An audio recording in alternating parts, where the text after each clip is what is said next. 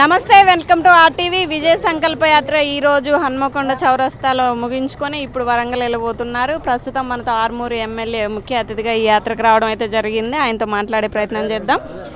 నమస్తే సార్.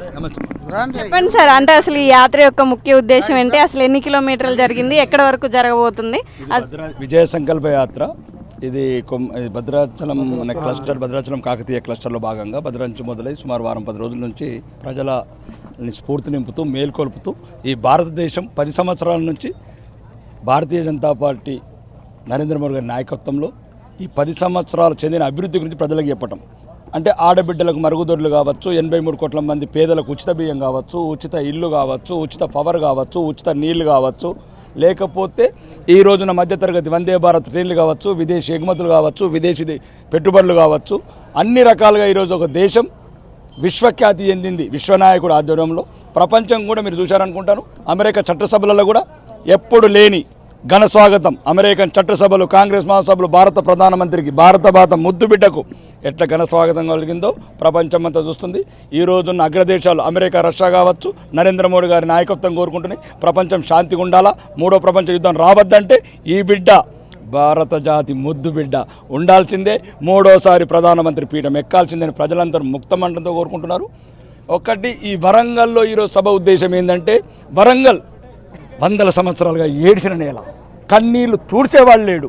1323 నాడు ఎప్పుడైతే కాకతీయ సామ్రాజ్యాన్ని ధ్వంసం చేసిన ఆ తురకష్లు, ఆ ఆగాఖాన్ కావచ్చు, గౌల్ ఖాన్ కావచ్చు, యూసఫ్ ఖరీఫ్ కావచ్చు, వీళ్ళందరూ కాకతీయ సామ్రాజ్యాన్ని సర్వనాశనం చేసి ఇక్కడ హిందువులను సర్వనాశనం చేశారు. ఆ చరిత్ర మళ్ళీ పునరావృతం కావద్దు. ఈ కాకతీయ సామ్రాజ్యం నేల మళ్ళీ హిందువులు మనశ్శాంతిగా బతకాలంటే నువ్వు దృఢంగా ఉండాలా, బలంగా ఉండాలంటే నీ ధర్మం ఉండాలా, ఈ దేశం భద్రంగా ఉండాలంటే భారతీయ జనతా పార్టీ ఉండాలా. 3 నెలల కింద చేసిన తప్పును మళ్ళీ చేయకుండా, ఆ మోసకారి దేశద్రోహి పార్టీ అయిన కాంగ్రెస్ని మళ్ళీ అటువైపు మళ్ళకుండా ప్రజలను జాగృతపరిచి, అభివృద్ధి ఒకవైపు, అభిమానం ఒకవైపు, అవినీతి లేని అభివృద్ధి ఒకవైపు, ఆత్మగౌరవం ఒకవైపు, ఇవన్నీ ప్రజలకు వివరిస్తూ 3వసారి ఒక లక్షలాది మెజార్టీతో వరంగల్ సీట్ కైవసం చేసుకుంటాం ప్రజలకు. తెలంగాణలో ఎన్ని సీట్లు గెలవబోతున్నారు పార్లమెంట్ ఎన్నికలు? Double digit 12 to 17.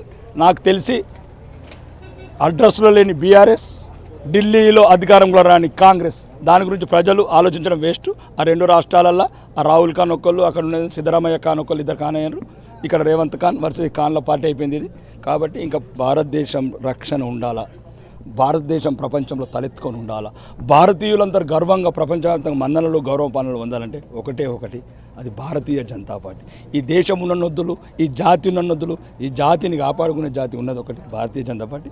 ప్రజలందరూ కూడా తెలంగాణ వ్యాప్తంగా మేము చూసిన ప్రజాస్పందనను బట్టి సుమారు 12 నుంచి 17 సీట్లు, మేము 17 సీట్లు అంటే మాకున్న రిపోర్ట్స్ ప్రకారం హైదరాబాద్ కూడా ఈసారి ఫస్ట్ టైం జెండా ఎగరడానికి పవనాలు వీస్తున్నాయి. కాబట్టి మొత్తం ఎక్సెప్ట్ చేస్తాం, తప్పు లేదు. భారత జాతి నిలవాలా, భారత ప్రధానమంత్రి 3వసారి ప్రధానమంత్రి కావాలా అని ప్రజలు కోరుకుంటారు. మళ్ళీ ఒకసారి మోడీ గారిని నినాదంతో వెళ్తున్నాము. అంటే అసలు బీజేపీ అంటేనే ఒక మతానికి కొమ్ము కాస్తుంది. రాముని అడ్డు పెట్టుకొని, అయోధ్యను అడ్డు పెట్టుకొని ఓట్లు అడుగుతున్నారు. పార్లమెంట్ ఎలక్షన్ ముందే ఇది కట్టారు కాబట్టి ఇదంతా రాజకీయం అని చెప్తున్నారు. ఆ పార్టీలకు కానివ్వండి, ప్రతిపక్షాలకు మీరు ఏం చెప్తున్నారు? అంటే మరి మమ్మల్ని కూడా వేయండి, మా భార్యలకు బురకలు వేయండి, మా బిడ్డలకు బురకలు వేయండి, లవ్ జిహాదులు చేయండి, లేకపోతే సందేశ్ వాళ్ళలాగా మా ఆడబిడ్డల్ని అత్యాచారాలు చేయండి, కశ్మీర్ల మీద రంపాలు కోసినట్లు పోయండి. చరిత్ర ఏం చెప్తున్నది? మీ మీడియా మిత్రులు ఒక్కసారి చూడండి. ఈ దేశవ్యాప్తంగా ఉన్న మీడియా మిత్రులు కళ్ళు తెరవండి. 5 లక్షల మంది కశ్మీర్ పండితులు భూతో కోసినారు. నిన్నగాక మొన్న సందేశ్ వాళ్ళ మా బిడ్డలను అత్యాచారాలు చేస్తున్నారు. పాత బస్తీల హిందువులందరికీ ఇబ్బంది పెడుతున్నారు. ఎక్కడ చెప్పండి? ఈ కళ్ళు మూసుకొని కాంగ్రెస్ వాళ్ళు, ఈ దేశద్రోహులు, దేశాన్ని విడగొట్టిన పార్టీ, దేశాన్ని పగబట్టిన పార్టీ, దేశాన్ని అవినీతిమయం చేసిన పార్టీ, 1975లో ప్రజాస్వామ్య గొంతు నొక్కిన పార్టీ, ఎన్నడూ కూడా హిందువుల పక్షపాతి కానీ ఈ పార్టీని ఈ భారతదేశం నుంచి తరమాల్సిన సోడ వచ్చింది. మా రాముడు, మా బాలరాముడు. అంటే మొన్న ఏదైతే ప్రజాహిత యాత్ర మీద, ఈ సంకల్ప యాత్రతో పాటు అక్కడ ఆయన మీద, బండి సంజయ్ గారి మీద దాడి కూడా జరిగింది, కోడిగుడ్లు దాడి. అడుగడుగున అడ్డుకుంటున్నారు. ఇన్ని అడ్డంకులు దాటుకుంటూ కూడా మీరు ఈ యాత్రను విజయవంతం చేస్తున్నారు. ఏం చెప్దాం అనుకుంటున్నారు ఫైనల్గా? ధర్మం నిలిచేది, గెలిచేది ధర్మం. ఈ దేశం ఉండాలా, ఈ ధర్మం ఉండాలంటే మోడీ గారు ఉండాలా. మోడీ ఉంటే అన్నీ ఉంటాయి, మోడీ లేకపోతే ఏమీ ఉండదు.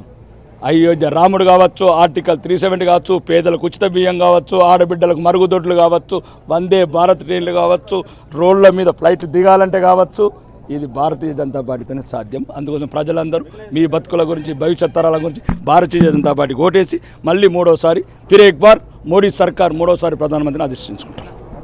వింటున్నారు కదా, ఆర్మూరు ఎమ్మెల్యే పైడి రాకేష్ గారు ఈరోజు ఈ యాత్రలో పాల్గొనడం జరిగింది. ముఖ్యంగా ఏదైతే వచ్చే పార్లమెంట్ ఎన్నికల్లో అధిక సీట్లు సాధించడం కోసం ప్రజల్లో కేంద్రం తీసుకొచ్చేటువంటి కేంద్రం అమలుపరిచినటువంటి ఏవైతే పథకాలు ఉన్నాయో అన్నీ చూస్తూ ప్రధానమంత్రి మోదీతోనే మళ్ళీ అభివృద్ధి అనేది ఉంటుంది. మూడోసారి ముచ్చటగా ఆయన గెలిపించుకునే ఉద్దేశంతో ఈ విజయ సంకల్ప యాత్ర అటు ప్రజాహిత యాత్రను అయితే నడిపించడం జరుగుతుంది. ఈరోజు ఈయన ముఖ్య అతిథిగా ఇక్కడ రావడం జరిగింది.